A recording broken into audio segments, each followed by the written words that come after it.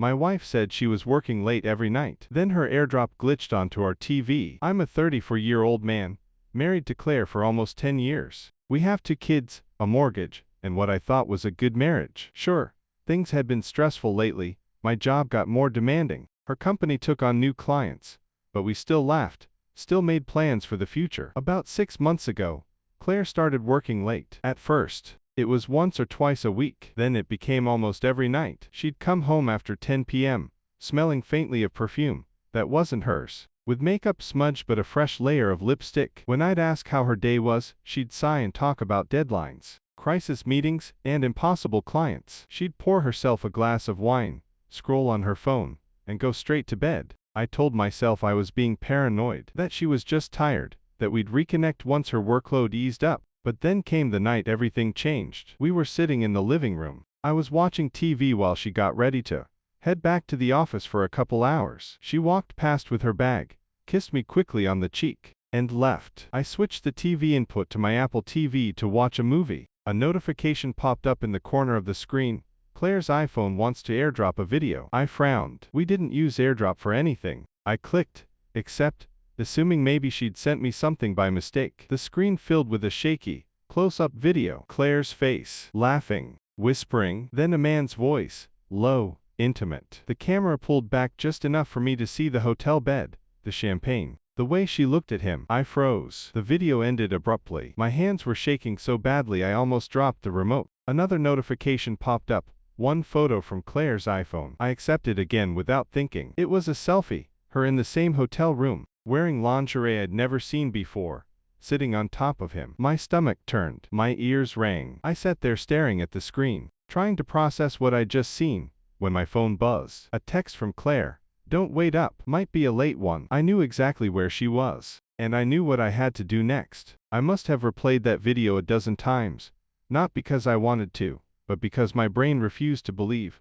what my eyes had just seen. Every detail burned into my mind. The sound of her laugh, the way she tilted her head toward him, the familiarity in her touch. This wasn't a drunken mistake. This wasn't a moment of weakness. This was routine. I sat there for a solid 10 minutes, staring at the black screen after the video ended, my hands gripping the remote so hard my knuckles were white. The rage came slowly, almost like my body was trying to shield me from the full impact all at once. I opened her location on Find My iPhone. She was at the Hilton downtown. It took me less than 10 minutes to throw on a jacket, grab my keys, and get into my car. I don't remember the drive, only the feeling of my pulse in my neck, hammering in time with the sound of the tires on the wet road. When I pulled into the Hilton parking garage, my first thought was, what am I going to do if I actually see them together? Would I confront them? Would I follow them? Would I just stand there? I didn't have an answer. I took the elevator up to the lobby, my heart in my throat. The front desk clerk looked up as I walked past, probably sensing I wasn't here for a casual drink at the bar. I headed straight for the elevator bank and pressed the button.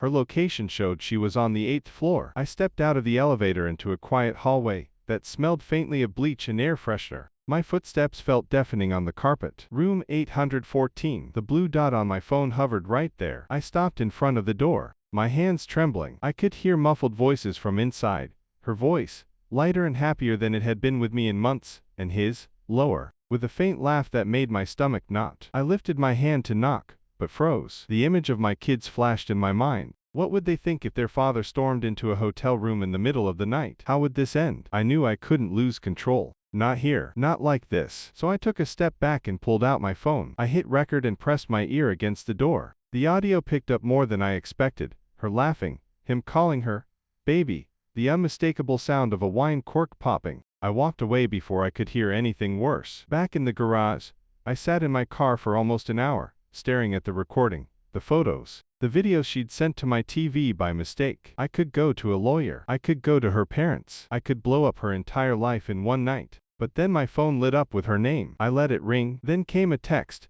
Just finished up. Heading home soon. Love you. The nerve. By the time she walked through our front door at midnight, I was sitting in the living room, all the evidence open on my laptop. Her face went pale the moment she saw it. Sit down, I said, my voice colder than I'd ever heard it. She did. And for the first time in years, she looked scared of me, not because I would hurt her, but because she knew I was done playing the fool. She stood frozen in the doorway, her purse still hanging off her arm, like she was deciding whether to run or try to talk her way out of this. I didn't give her the chance to start. Sit down. My voice wasn't loud, but it carried enough weight to make her obey instantly. She sat on the couch, hands clasped together, eyes darting between the laptop screen and my face. I spun the laptop toward her. The video began to play, the one she accidentally airdropped onto our TV. She flinched at the sight of herself on screen, laughing in lingerie I'd never seen, with a man whose face I didn't recognize. She opened her mouth to speak, but I held up my hand. Don't, I said.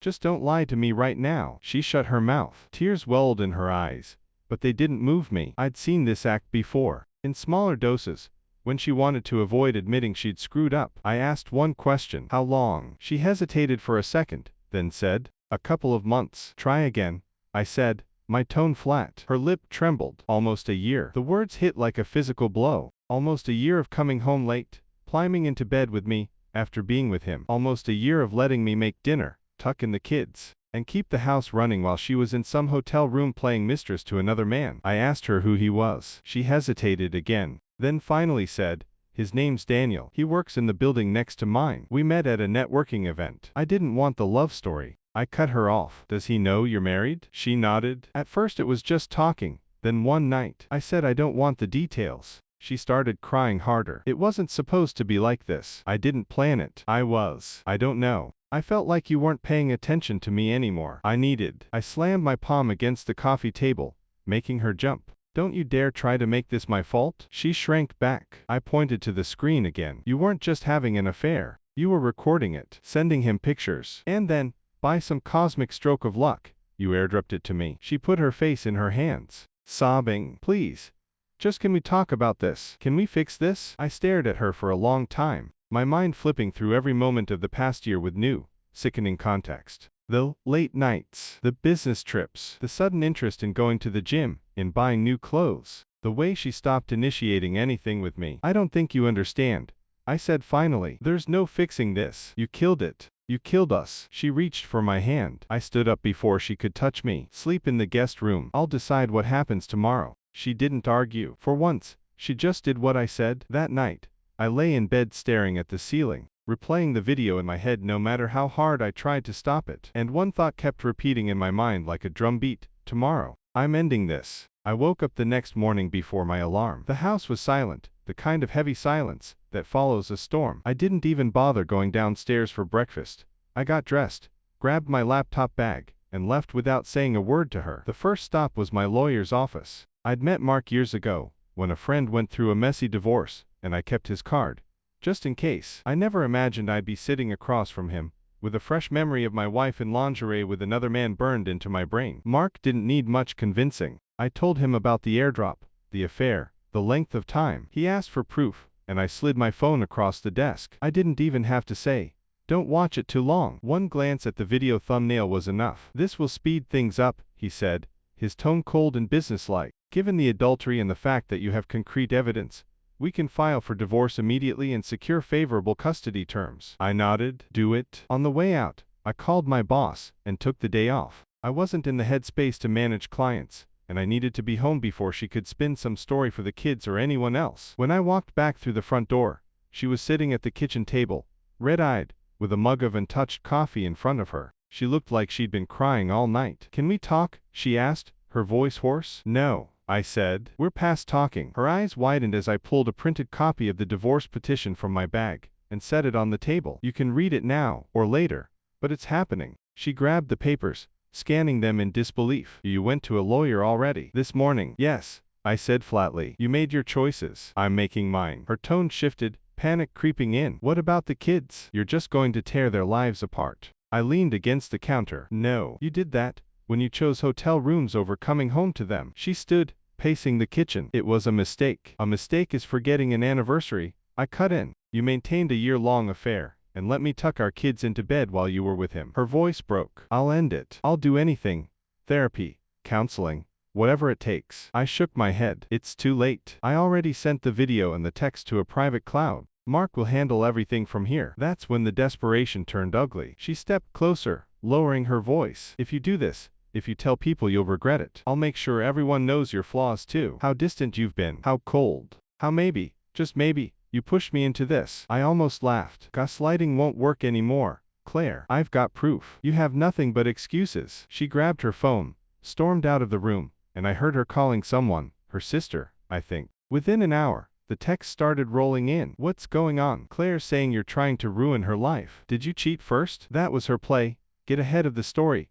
Paint herself as the victim. I didn't take the bait. Instead, I sent a group message to her sister, her parents, and my parents. No captions, no commentary, just the video. The fallout was instant. Her phone started blowing up in the other room. I could hear her shouting, then sobbing, then begging. She tried to come back to me, to plead one more time, but I was done. Pack a bag, I told her. You can stay at your sister's until this is over. Mark will contact you about the rest. She froze. You're serious? I stared at her, my voice like ice. Dead serious. By that evening, she was gone. The kids were with me, the house was quiet again, and for the first time in months, I felt like I could breathe, though the ache in my chest hadn't faded, and I knew it wouldn't. Not yet. 3 weeks later, I was sitting in the same lawyer's office, signing the last set of documents that would officially end our marriage. Mark slid the final page across to me with a pen and a quiet, "Once this is filed, there's no going back." I didn't hesitate. I signed. It hadn't been a smooth few weeks. Claire didn't leave quietly. After I kicked her out, she spent the first few days trying to get me to meet her,